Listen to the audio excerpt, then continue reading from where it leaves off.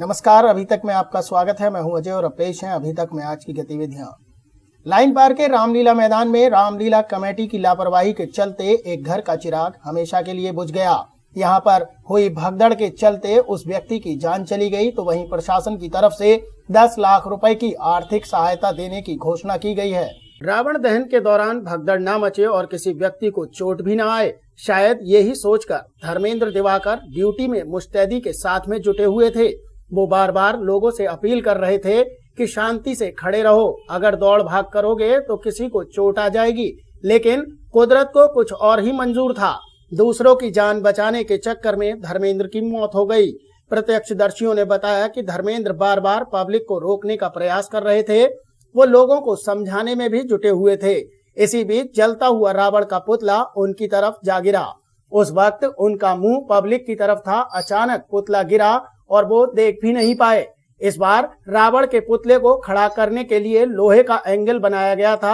जलने के बाद पुतला दूसरी साइड में गिरना था, लेकिन इसी बीच किसी ने दूसरे साइड की रस्सी खोल दी, जिस कारण पुतला धर्मेंद्र की साइड में जाकर गिर गया। धर्मेंद्र के सिर पर पुतले का एंगल लगाया और जिससे उसकी मौके पर ही मौत हो गई। इस दौरान पुलिस द्वारा लाठीचार्ज भी किया गया। हादसे के बाद जिलाधिकारी ने कहा कि मामला दुखद है। मृतक के परिजनों को स्थानीय स्तर पर 10 लाख रुपए की आर्थिक मदद देने की घोषणा की गई है। इसके अलावा शासन को भी आर्थिक मदद के लिए लिखा जाएगा। तो वहीं एसएसपी नितिन तिवारी ने कहा कि रामलीला मैदान में मंगलवार की रात को जलता हुआ रावण पब्लिक पर गिर गया था, जिसमें एक व्यक्ति की मौत हो गई जबकि दूसरा गंभीर रूप से घायल हो गया। शव को पोस्टमार्टम के लिए भिजवा दिया गया है। पूरे मामले की जांच कराई जाएगी।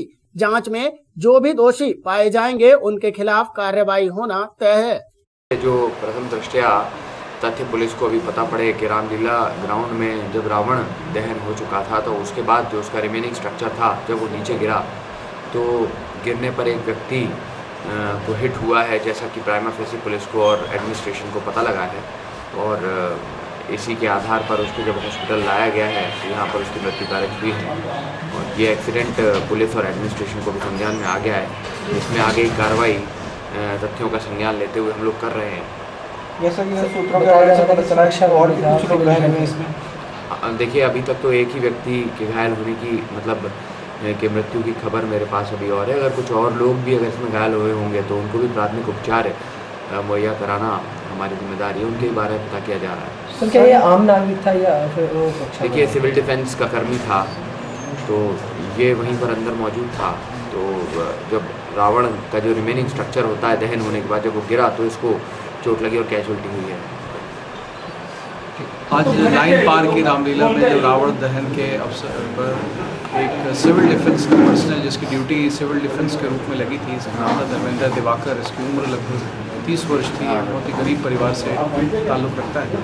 उसकी ड्यूटी थी और उसमें एक दुर्घटना हुई जिसमें रावण का जो जलता हुआ पुतला जब वो जल चुका था तो उसका अवशेष किसी कारणवश उसके ऊपर गिर गया और उसकी वहाँ पे डेथ हो गई। उसको जब तक अस्पताल लाते तब तक वो मृत घोषित हो चुका था। उसके लिए उसका परिवार गरीब है और इसकी पूरी सूचना शासन को दे दी गई है। और इसमें जो भी उसकी मदद स्थानीय तौर पे भी कराई जा रही है और शासन से बात करके उसको शासन से मदद दिलाने की कोशिश की जा रही है, ताकि उसके परिवारजन जो उसका एक छोटी बेटी है 2 वर्ष की और उसकी पत्नी है और इस पूरे परिवार को किसी तरह से मदद करा दी जाए। सर, प्रथम दृष्टया किसकी लापरवाही है अगर बात करें तो? ये एक प्रथम दृष्टया दुर्घटना प्रतीत हो रही है और इसमें जलता हुआ जो अवशेष था वो गिरा और ड्यूटी पे था, किसी कारणवश वो उसके नीचे आ गया। गहनता से समीक्षा की जाएगी।